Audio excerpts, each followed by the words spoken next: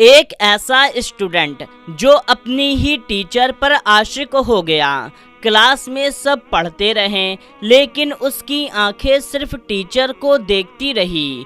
एक दिन टीचर ने तंग आकर पूछा, तुम यहाँ पढ़ने आते हो या और कुछ? लड़के ने मुस्कुराकर कहा, मैम ये बात मैं आपको अकेले बताऊंगा। स्कूल की घंटी बजी, पूरा क्लास खाली हो गया। अब सिर्फ वो लड़का और उसकी टीचर आमने सामने रह गए। टीचर ने सख्त लहजे में कहा, अब बताओ क्या कहना चाहते हो? तब उस लड़के ने ऐसी बात कह दी जो आम तौर पर एक शौहर अपनी बीवी से कहता है। ये सुनकर के टीचर सन्न रह गई। मगर खेल अभी ख़त्म नहीं हुआ था कि उस लड़के के पास कुछ खुफिया वीडियो थी जिसे वो हथियार बनाकर अपनी टीचर को ब्लैकमेल करना शुरू किया। क्या हुआ? उस जिद्दी स्टूडेंट ने अपनी बात मनवा ली या टीचर ने हिम्मत दिखाकर उसे सबक सिखाया? इसको जानने के लिए वीडियो को पूरा आखिरी तक देखें। रात का वक्त था, आधी रात छा चुकी थी। सनामीर ने अपना कंबल सही किया। कमरे में सन्नाटा छाया हुआ था। दरवाजे पर नरम दस्तक हुई। एक बार, फिर 2 बार, फिर 3 बार। ऐसी दस्तक के जिसमें छुपाव भी था और चाहत भी। सनामीर घबरा गई कि दरवाजे की दस्तक रुकी और दरवाजे के नीचे से एक लिफाफे वाली चिट्ठी सरक कर सामने आई। सनामीर ने चिट्ठी उठाई तो जानी मानी लिखावट लग रही थी। मैम आप मेरी हैं, आप मुझे छोड़कर नहीं जा सकती। ये पढ़ करके सनामीर के दिल की धड़कन बढ़ गई। जल्दी से खिड़की के बाहर झांका तो कोई नज़र न आया। दूसरे दिन की सुबह सनामीर स्कूल गई और पढ़ाना शुरू किया। सामने की बेंच पर अयान मलिक बैठा, नज़रें टीचर पर थी। टीचर ने कहा, अयान शुरू करो। उसने कहा, शुरू तो कब का कर दिया है, बस आपका इंतज़ार है। टीचर ने पढ़ाना शुरू किया। क्लास खत्म हुई, पूरा रूम खाली हो गया। अयान अपनी बेंच पर बैठा रहा। सनामीर उसके पास गई और पूछा, तुम्हें क्या परेशानी है? अयान उसके सामने खड़ा हुआ कि दोनों की सांसें आपस में मिल रही थी। सनामीर एक कदम पीछे हटी। खुद पर काबू रखो, हद पार मत करो। अयान ने कहा, हद तो पार हो गई है, बस आपका इंतज़ार है। बात खत्म हुई। रात ढली तो फिर दरवाजे के नीचे से एक पर्ची आई। आपसे मैं मोहब्बत करता हूँ, आप मुझे छोड़कर नहीं जाइएगा। सनामीर ने गुस्से में चिट्ठी को मोड़ते हुए कहा, नहीं छोड़ूंगी। दूसरे दिन क्लास के बाद सनामीर ने अयान से कहा, तुम्हारा ये गंदा खेल मैं ख़त्म करके रहूंगी। अगर मैं चाहूँ तो इसकी शिकायत पुलिस या प्रिंसिपल से कर सकती हूँ।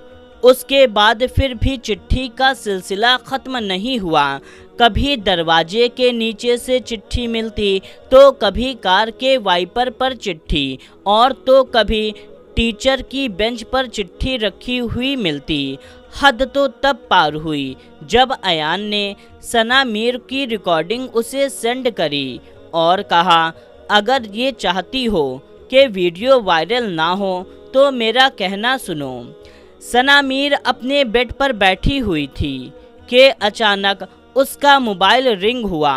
सना ने मोबाइल उठाया और देखा तो एक वीडियो थी। सना ने वीडियो को प्ले कर दिया। वीडियो देख करके उसके पैर के नीचे से ज़मीन खिसक गई। हाथ से मोबाइल छूट गया। एसी में भी पसीना पसीना हो गई। कांपते हुए हाथों से मोबाइल को उठाया और स्कूल की प्रिंसिपल अर्चना जी को कॉल लगाया और उन्हें सारी बातें बताई। उन्होंने कहा, अभी तुम मेरे घर आओ और सारी चिट्ठी लेकर आना।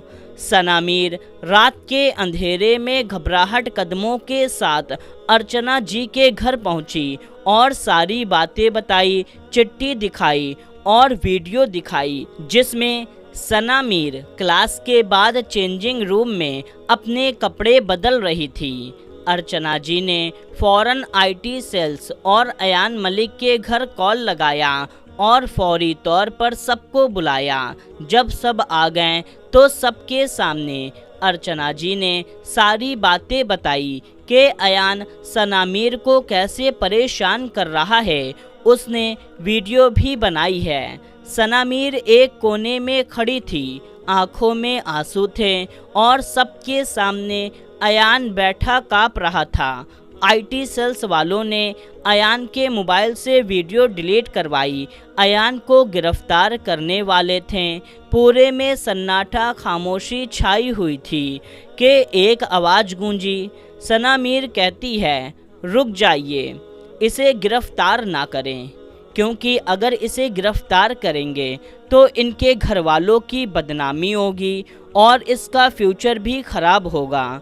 तो मैं अपनी शिकायत वापस लेती हूँ कि आप इसे गिरफ्तार ना करें। आईटी सेल्स वालों ने अयान को एक कड़ी वार्निंग दी और ख़बरदार कर दिया कि दोबारा अगर ऐसा किया तो उसे कड़ी से कड़ी सज़ा हो जाएगी। अयान के वालिद उसे अपने घर ले गए और उस स्कूल से उसका नाम भी कट गया। एक रात सना मीर अपने रूम में बैठी बेड पर उदास सोच रही थी कि उसने सही किया या गलत किया। क्या उसे गिरफ्तारी करवा देना चाहिए था या उसने माफ़ करके सही किया। ये सारी बातें सना मीर को अंदर ही अंदर परेशान कर रही थी। लेकिन सना मीर सिर्फ इस बात से खुश थी कि किसी के घर की इज्जत बच गई। उसने जो भी मेरे साथ नादानी में किया ये उसकी बहुत बड़ी गलती थी। सना मीर इन्हीं सभी उलझनों में उलझी हुई थी। लेकिन ये बात यहीं पर ख़त्म हो गई। अयान के घर वाले उसे एक बोर्डिंग स्कूल में दाखिला करवा देते हैं और अब सना मीर को ना कोई चिट्ठी आती और ना ही कोई ब्लैकमेल करता।